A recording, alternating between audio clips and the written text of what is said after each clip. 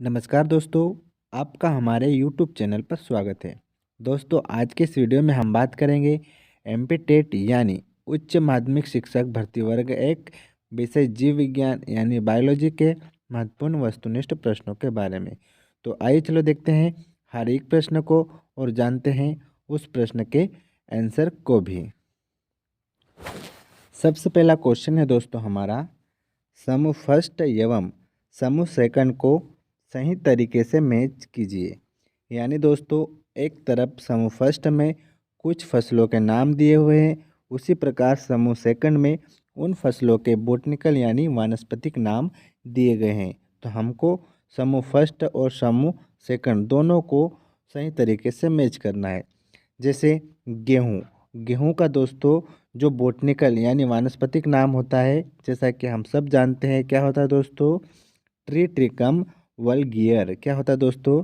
Triticum वल्गियर। उसी प्रकार अश्वगंधा का जो बोटनिकल नेम है वो होता है विथनिया सोमनीफेरा। क्या होता है दोस्तों? विथनिया सोमनीफेरा। और मूंगफली का जो बोटनिकल नेम है वो है अरेकिस हाइपोजिया।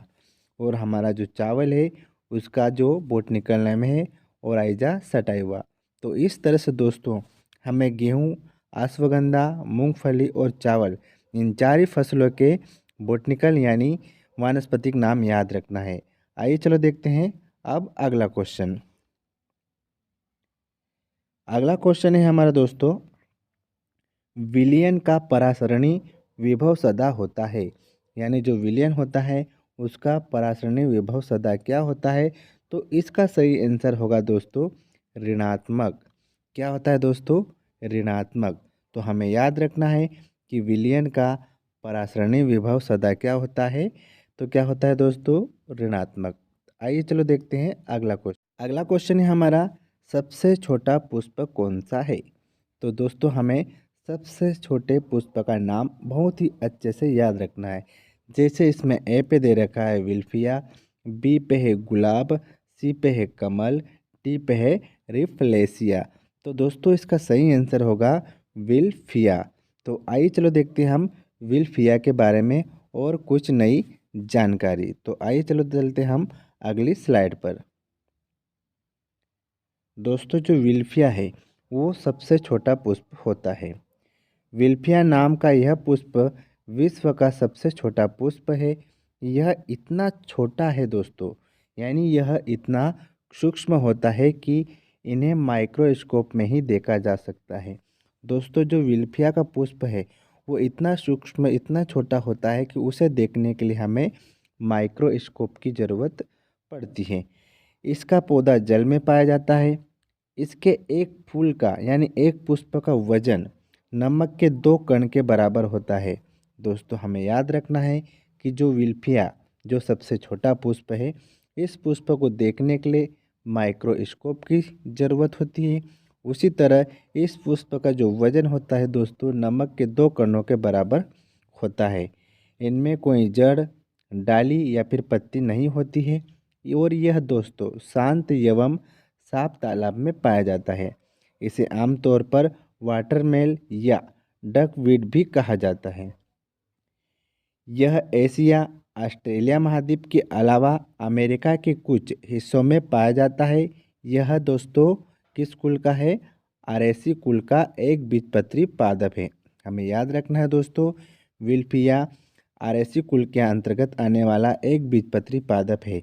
और इसका जो बोटनिकल यानी वैज्ञानिक नाम है दोस्तों वो क्या है? ओल्फिया ग्लोबोसा। क्या है दोस्तों? ओल्फिया ग्लोबोसा। तो इसी तरह से हमें विल्फिया के बारे में और एक्स्ट्रा जानकारी भी याद रखनी है। आइए चलो चलते हम अगले क्वेश्चन की ओर।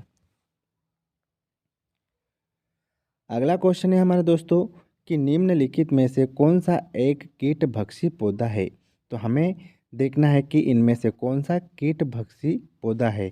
ए पे है मोनोट्रोपो, बी पे है ड्रोसेरा, सी पे है कस्कुटा और डी पे है दोस्तों ओरोबेंकी। तो दोस्तों इसका सही आंसर होगा ड्रोसेरा। तो हमें कीटभक्षी पौधों के बारे में ड्रोसेरा के अलावा और से कीटभक्षी जो पौधे होते हैं उनके भी नाम याद रखना है। तो आइए चलो देखते हैं अगली स्लाइड पे कि हमें कौन कौन से कीटभक्षी पौधों के नाम और याद रखना है।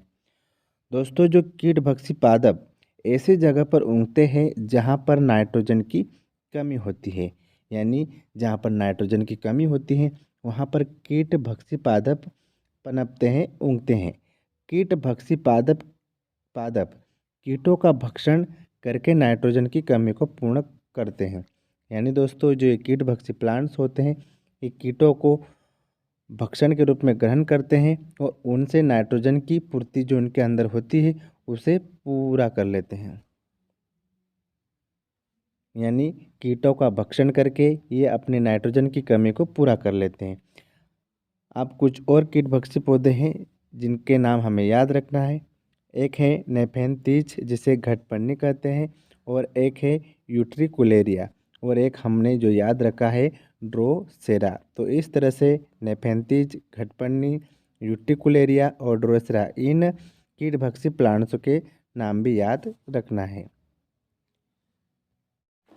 अगला क्वेश्चन है हमारा, आंशिक तना परजीवी है, यानी आंशिक रूप से तना परजीवी कौन सा है। ए पे दे रखा है कस्कुटा, बी पे है स्ट्राइगा, सी पे है रिप्लेसिया और डी पे है लोरेंथम। तो दोस्तों इसका सही आंसर होगा लोरेंथम, यानी लोरेंथम आंशिक तना परजीवी पौधा है। हम देखते हैं कि लोरेंथम को आंशिक तना परजीवी क्यों कहा जाता है। तो आइए चलो चलते हैं अगली स्लाइड पर। दोस्तों, इसे आंशिक परजीवी पौधा कहा जाता है क्योंकि यह प्रकाश संश्लेषण तो कर सकता है, लेकिन प्रकाश संश्लेषण के लिए आवश्यक खनिज तत्वों के लिए आश्रयदाता पौधे पर निर्भर होता है।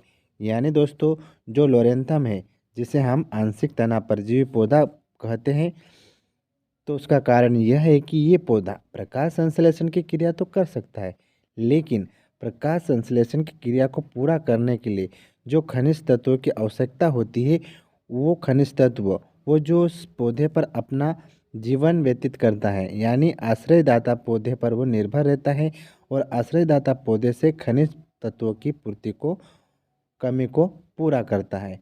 तो इसी कारण लोरेंथम को हम आंशिक तना परजीवी कहते हैं। आइए चलो चलते हैं हम अगले क्वेश्चन की ओर और देखते हैं कि अगला क्वेश्चन हमारा कौन सा है। अगला क्वेश्चन है हमारा, जर्म प्लाज्म सिद्धांत किसके द्वारा प्रस्तावित किया गया था। तो दोस्तों बहुत ही इम्पोर्टेंट क्वेश्चन है कि जर्म प्लाज्म सिद्धांत किस वैज्ञानिक द्वारा प्रस्तावित किया गया था। क्या डार्विन के द्वारा, विजमेन के द्वारा, हैकेल के द्वारा या फिर गोइथे के द्वारा। तो इसका सही आंसर है दोस्तों विजमेन के द्वारा।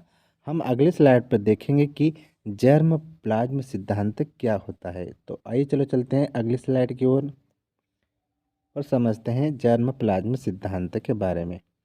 दोस्तों, जर्म प्लाज्म सिद्धांत यह व्यक्त करता है कि अंडाशय और अंडकोश में मौजूद जर्म कोशिका की मदद से अगली पीढ़ी को आनुवंशिक डाटा या वर्ण भेजे जाते हैं। यानी दोस्तों, जो जर्म प्लाज्म सिद्धांत है जिसे विजमेन ने प्रस्तावित किया था, इस जर्म प्लाज्म सिद्धांत के अनुसार जो अंडाशय है और जो अंडकोश है, इस अंडाशय और अंडकोश में मौजूद जो जर्म कोशिकाएं होती हैं, इन कोशिकाओं की मदद से अगली पीढ़ी को आनुवंशिक डाटा या वर्ण भेजे जाते हैं। इसे ही जर्म प्लाज्म सिद्धांत कहा जाता है। आइए चलो चलते हैं अगले क्वेश्चन की ओर। अगला क्वेश्चन है हमारा, स्ट्रिगा एसियाटिका पौधा है, यानी स्ट्रिगा एसियाटिका किस तरह का पौधा है। क्या पूर्ण जड़ परजीवी है, या फिर पूर्ण तना परजीवी है, या फिर आंशिक जड़ परजीवी है, या फिर आंशिक तना परजीवी है। तो आइए चलो चलते हैं इसके आंसर की ओर। इसका जो आंसर होगा दोस्तों वो है आंशिक जड़ परजीवी। इसके अलावा दोस्तों हमें याद रखना है कि जो पूर्ण जड़ परजीवी है उसके अंतर्गत ओरिबिनी और रेप्लेसिया आता है। उसी प्रकार जो पूर्ण तना परजीवी है इसमें केस्कुटा आता है, और जो आंशिक तना परजीवी है उसके अंतर्गत विस्कम लोरेंथस आता है। तो इस तरह से हमें आंशिक जड़ परजीवी के साथ साथ पूर्ण जड़ परजीवी पूर्ण तना परजीवी और आंशिक तना परजीवी, इन पौधों को भी याद रखना है। तो आइए चलो चलते हैं अगले क्वेश्चन की ओर। और अगला क्वेश्चन हमारा है, कौन सा युग्म सही नहीं है। तो हमें बताना है कि कौन सा युग्म सही नहीं है। पहला है कपास।